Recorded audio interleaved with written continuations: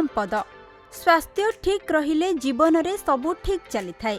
एही महत्व उद्देश्य नहीं सरदेवपुर ठारे सोआ विश्वविद्यालयर कृषि विज्ञान महाविद्यालय पक्षरु आयोजित स्वतंत्र एनएएसएस शिविर चतुर्थ दिन में ग्रामीण स्वास्थ्य शिविर आयोजित हो जाइछे। मैं गोटे स्पेशल कैंप ऑर्गेनाइज करछु सरदेवपुर ग्राम रे।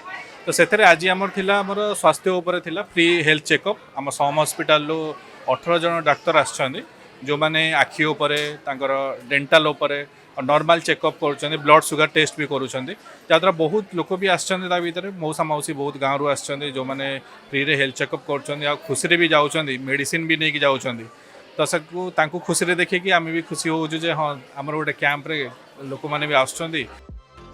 आईएमएस एंड सम हॉस्पिटल सहयोग रे आयोजित एही शिविर रे दंत्य और चक्षु चिकित्सा भली विभागर 18 जन डाक्तर जोग देथिले। एही अवसर रे ग्रामवासी स्वास्थ्य परीक्षा हेबा सह ब्लड सुगर ब्लड प्रेशर एवं अन्य समस्त स्वास्थ्य परीक्षा करा जायथिला। एपरिकी आवश्यक स्थल रे औषध मध्य मागणा रे जोगाई दिया जायथिला। आज आम आसीचु लोकंर जागृता जनवाई खाइले कौन केमी करेंगे सेवन करेंगे लाइफ प्रति केमी आसो भल जिन से जिन को आम जनइबू ओरल हेल्थ चेकअप ये हो जो तंबाकू सेवन होमती नहीं आगू कैंसर को प्रति होची जनईचु। देन आज आखि चिकित्सा भी होती केमी आखि को से रखिपारे वंचित करके कौन खाइले से भल रहा देखिए बीपी आज नपाही आ मागणा किसी चिकित्सा होती। उपस्थित डाक्तर माने उत्तम स्वास्थ्य पाई उत्तम खाद्यर आवश्यकता एवं तमाखु ठारू दूरे रहिबा आदि बाबदरे परामर्श मध्य देथिले। आसचु आम एठिक एनएसएस सहित एसोसिएटेड गोटे health camp free health checkup camp होची। एथरे आमे तो डेंटल आसीचु ही ता सहित आई आसीचंती आउ फ्री ब्लड शुगर टेस्ट होची बीपी मेजरमेंट होची वेट मेजरमेंट होची एमती गोटे बेसिक हेल्थ चेकअप लोकंकर हो जाउची टिके अर्ली डायग्नोसिस हो जाउची। आउ हमर तो बेसिकटा डेंटलटा भी ओरल हेल्थ ऊपर भी गोटे अर्ली डायग्नोसिस होची।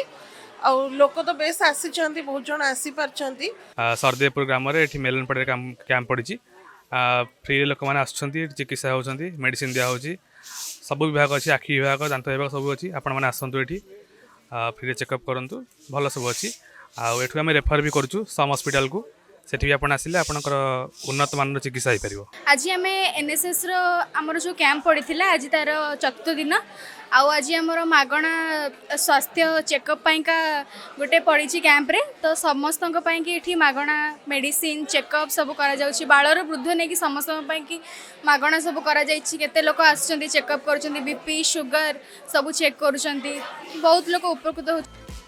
निज ग्राम रे विशेषज्ञ उपस्थिति रे स्वास्थ्य परीक्षार एवं परामर्शर एभली सुविधा पाई ग्रामवासी माने बेस खुशी थिबा जणाइछन्ती। मो ना जगन्नाथ साहू आम घर सरदेवपुर बर्तमान सम हॉस्पिटल डॉक्टर मैंने आसते मोर आखि टी खराब था आ डायबिटीज ब्लड प्रेसर ये सब चेकअप कली आ जहाँ मेडिसिन मु पाइली।